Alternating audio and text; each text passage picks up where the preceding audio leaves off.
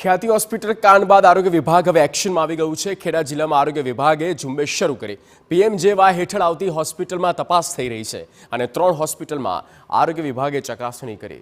Doctor સહિત 4 લોકોની team તપાસ કરી રહી છે।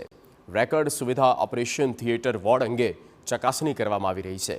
પીએમજેવાય હેઠળ આવતી હોસ્પિટલમાં નાણાકીય ગેરરીતિ જણાશે તો એફઆઈઆર સુધીની કાર્યવાહી પણ કરવામાં આવશે। જિલ્લાની અંદર જુદી જુદી હોસ્પિટલોમાં ચેકિંગ કરવામાં આવી રહ્યું છે। કયા પ્રકારનું ચેકિંગ છે આપણી સાથે સીડીઓ સાહેબ જોડાયા છે, તેમની સાથે વાત કરીશું।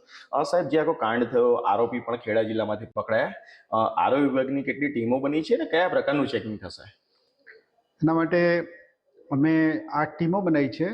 3 કર્મચારી છે, એક ડૉક્ટર છે અને દરેક જે કેસ છે એની અંદર જે અમારા એમ્પેનલમેન્ટ થયેલા હોસ્પિટલો છે, 16 હોસ્પિટલો નડિયાદ જિલ્લાની અંદર છે, ખેડા જિલ્લાની અંદર છે।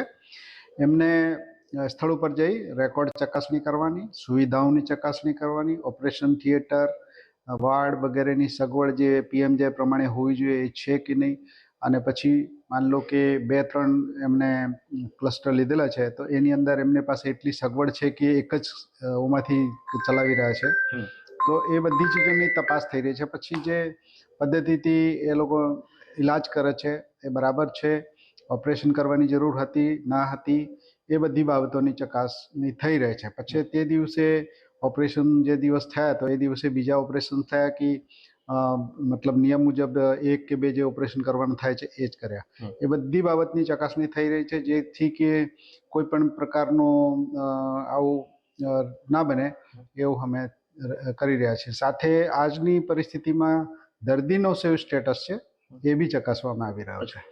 સર, અંદાજિત કેટલા લોકોના આ રીતે ઓપરેશન થયા છે ખેડા જિલ્લામાં, એનો કોઈ આંકડો આવે છે ખરો સામે? 1 વર્ષની અંદર લગભગ 8,000ની આસપાસ આપણે અહીંયા છે ક્લેમ થયા છે।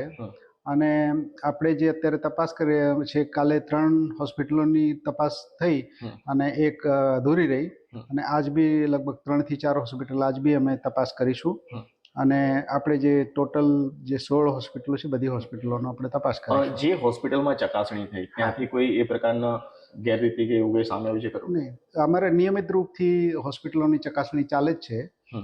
એના પહેલાં બી અમે જઈએ છીએ રૂબરૂ, દરેક હોસ્પિટલની તપાસ કરીએ છીએ। એટલે એ દરમિયાન કે આ ડ્રાઈવની અંદર એવા કોઈ કેસ મળ્યા નથી, એવો કોઈ કિસ્સા શંકાસ્પદ જણાતા નથી। સર, એની પહેલા આ પ્રકારની ડ્રાઈવ ક્યારે થયેલી ખરી જિલ્લામાં? ડ્રાઈવ નથી કરેલી, પણ રૂટીનમાં અમે અઠવાડિયાની અંદર 2-3 હોસ્પિટલોમાં જતા હોઈએ છીએ, એમનો ચકાસણી કરતા હોઈએ છીએ અને ક્લેમ વગેરેમાં એમને બરાબર છે, પછી એમના જે ડેટા અપડેટ થવા જોઈએ, ડૉક્ટર બદલાઈ જાય, એ બધી ચીજો અમે ચકાસણી કરતા હોઈએ છીએ। જો તપાસ દરમિયાન કોઈ ગેરરીતિ સામે આવશે તો કયા પ્રકારની કાર્યવાહી કરવાની શક્યતાઓ છે? પ્રથમ તો જે કે આપણે MOU પ્રમાણે કે આપણે જે એમ્પેનલમેન્ટના નિયમો હોય છે એ પ્રમાણે કોઈ બી ગેરરીતિ મળે તો ડીએમ્પેનલમેન્ટ કરવામાં આવે, અને બીજો પછી અગર એમાં ગેરરીતિ નાણાકીય હોય તો એફઆઈઆર સુધીની કાર્યવાહી થઈ જાય। આરોગ્ય વિભાગ દ્વારા જે ચકાસણી હાલમાં ચાલી રહી છે, 3 જેટલી હોસ્પિટલની ચકાસણી પૂરી થઈ છે, કુલ 16 હોસ્પિટલની ચકાસણી કરવામાં આવનાર છે। જો આ દરમિયાન કોઈ પણ પ્રકારની ગેરરીતિ આવશે તો જે પણ કાયદેસરની કાર્યવાહી કરવામાં આવનાર હશે તે કરવામાં આવશે। ધર્મેન્દ્ર કપાસી, TV9।